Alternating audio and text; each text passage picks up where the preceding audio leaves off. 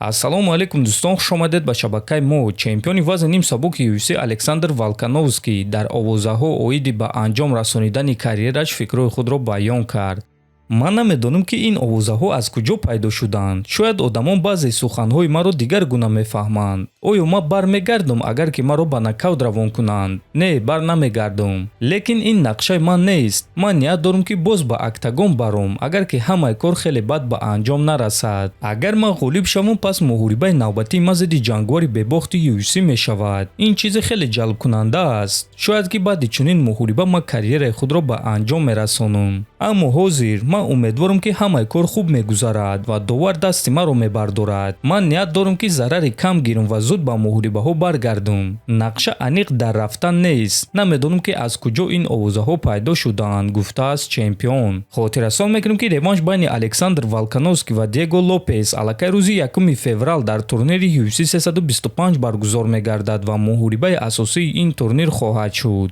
Ҳама намуд доруҳои гиёҳӣ бо сифати баланд, нархҳои дастрас ва доставка ба ҳама шаҳрҳо аз ширкати шифофармо, доруҳои гиёҳӣ барои хароб ва фарбеҳшавӣ, барои қавӣ кардани саломатӣ, витаминҳо ва шампунҳои гиёҳӣ, ҳамчунин ҳиҷомаи бепул барои муштариён ва боз асали бениҳоят фоидаовар паҳлавон, ки гардиши хун ва тестостерони шуморо хуб мекунад, хунукзадагиҳои баданро бартараф мекунад. Барои маълумоти бештар ё ин ки заказ кардани доруҳои ширкати шифофармо ба номерҳои дар рӯи экран буда муроҷиат кунед. Ширкати шифофармо дар хизмати шумо. Довталаб барои камарбанди муваққатии вазни сабук Ҷастин Гейджи накшахои калон дорад, агар ки дар муҳорибаи дар пеш истодааш зидди Пэдди Пимблетт пирӯз шавад.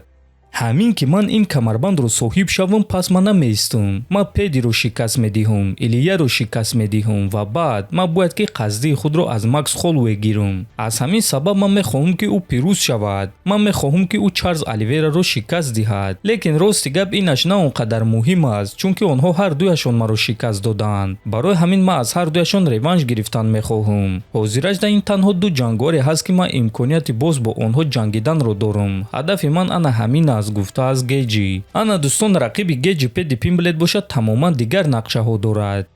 Маро суханони одамон ғазабнок мекунанд вақте ки онҳо мегӯянд ки ту аз Арман гурехта истодаӣ. Ҳақиқат дар он аст ки ба ман ягон маротиба муҳориба зидди Арман пешниҳод накардаанд ва ман аз ӯ наметарсам. Агар ба ман ҳадиақал як маротиба муҳориба зидди Арман пешниҳод мекарданд, пас ман аллакай ӯро шикаст медодам. Ман омодаам ки зидди Арман кае ки набошад муҳориба гузаронам. Агар ки Илия то моҳи июл баргашта натавонад, пас камарбандро аз ӯ мегиранд ва ман чемпиони доимӣ мешавам. Ана ҳамон вақт ман камарбанди худро зидди Арман, Макс Холлоуэй ё ин ки Чарлз Оливейра ҳимоя мекунам. Барои ман тамоман фарқ надорад ки зидди кадоми онҳо, гуфтааст Пимблетт. Ҳамчунин Пэдди Пимблетт гуфт ки Ислам Махачев ҳаққонӣ рақами 1 паунд аст.